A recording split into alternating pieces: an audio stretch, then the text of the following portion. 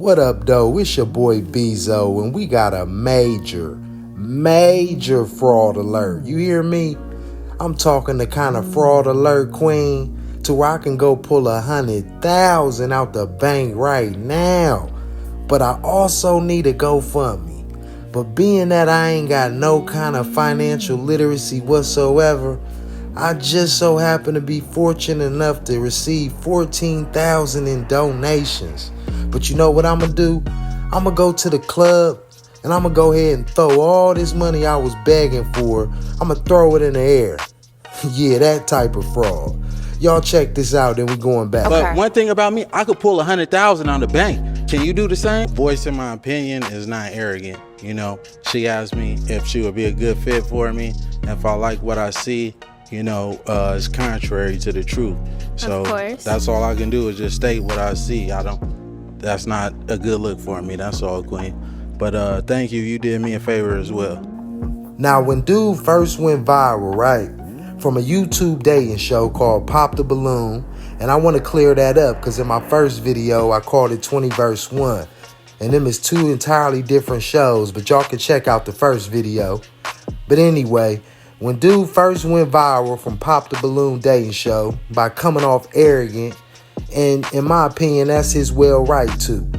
He ended up taking to the internet and said because how he went about making his selection, that pretty much matching the same energy as the females he was choosing from, that a lot of people ended up calling this man's place of employment and got him fired.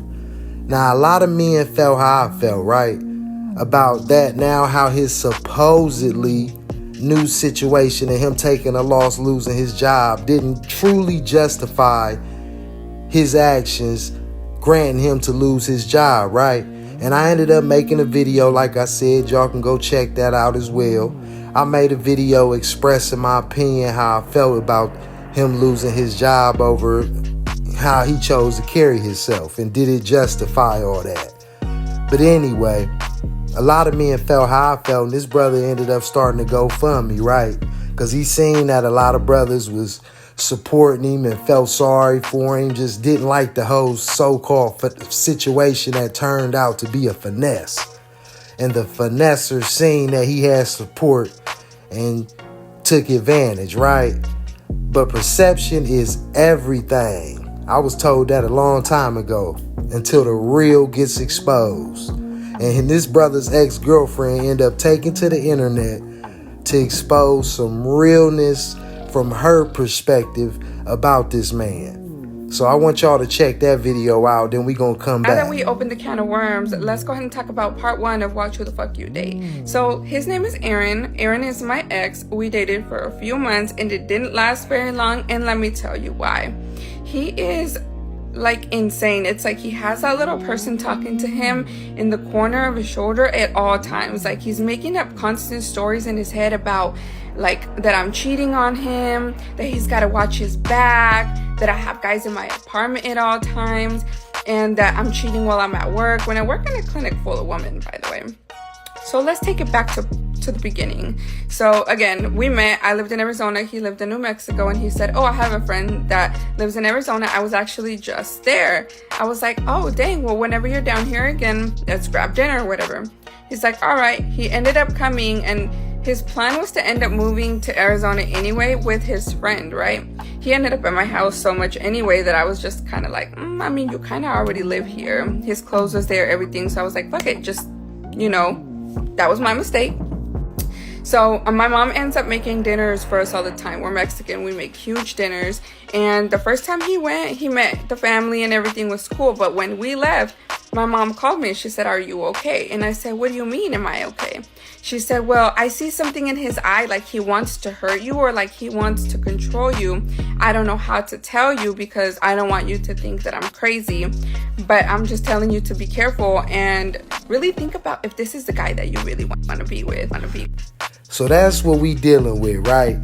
Well, at least from the perspective of someone that's dealt with this dude. But anyway, after going viral from the dating show, going on a show, tapping into the hearts of the fellas, telling his life story and all that, the brother started a GoFundMe and a bunch of brothers who felt some kind of way about the so-called loss that this dude had took donated. And what this dude do? This dude ended up receiving a blessing. He ended up receiving around about $14,000 in donations on GoFundMe. But in true goofy fashion, this dude goes to the club and blows the bread. Throws it in the air like he just wasn't just begging for that bread, man. But you know what? After processing this whole situation, seeing that this dude's an obituary liar and begging for money just to throw it all away, I understand. I understand now why he told them females that they wasn't qualified. Queens, I understand why he kept referring, you ain't qualified, queen, sorry. I understand all that now, straight up, I do. Listen, man, if your classroom didn't have carpet in it, or if you didn't get up and go to that little classroom that got about 8 students in it during test time, and your school bus wasn't that short, stubby one, then no, I'm sorry, queen, you do not meet the qualifications, straight up. Matter of fact, he probably was the last one to get off that short, stubby bus, helmet and all, man. His whole school career, he probably got out about 12 o'clock, straight up. Man, this crazy, man. I had to do a part 2 response. Because like I said, man, when I first got tapped into this situation and it went viral, just like a lot of fellas, man, I was a little salty because I thought it was true. I was a little salty that this man had lost his job. It felt good to see a young brother with a good job because people don't realize, man, plumbing jobs is good jobs.